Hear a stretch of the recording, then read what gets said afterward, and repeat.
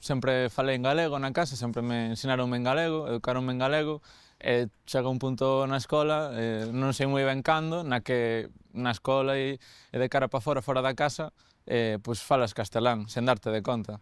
De feito, lembro unha vez, debía ter eu 12 anos, que me preguntou o meu pai, viñeron unhas amizades á casa da escola, e preguntou o meu pai, por que falas en castelán, se na casa sempre falas en galego, por que lle falas en castelán? E eu dicía, eu estou falando en galego, non era consciente desa situación de diglosia tan heavy.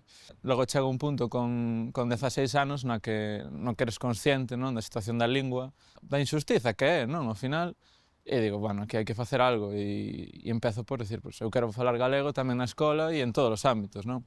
E aí empezo un proceso que me costou 2 anos, de camiño, pois, cara, falar galego con todo o mundo que coñecía. Cando comezaba a falar galego, recordo que me decían moito, pois, ahora te dio por el gallego, e ao final, claro, sínteste un pouco afastado, un pouco, pois eso, sinalado, que está sempre ca turra do galego, co tema do galego, insistindo, cando o único que queres é, pois, falar na túa lingua de maneira normal. Ese é o primeiro atranco, non? Que te sintes un pouco desprazado.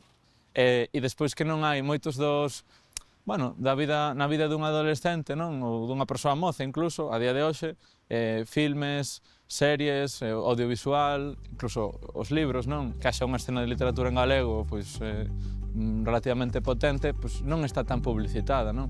Ves todos eses atrancos e ao final fante sentir un pouco que estás un pouco só, non?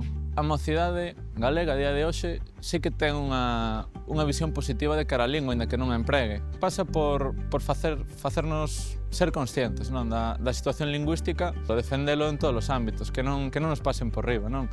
Se vas a ser mestre, pois empregalo nas túas aulas, crear contidos en galego. Se te vas a dedicar no ámbito no que estés, de investigación, de creación de contido, facelo en galego.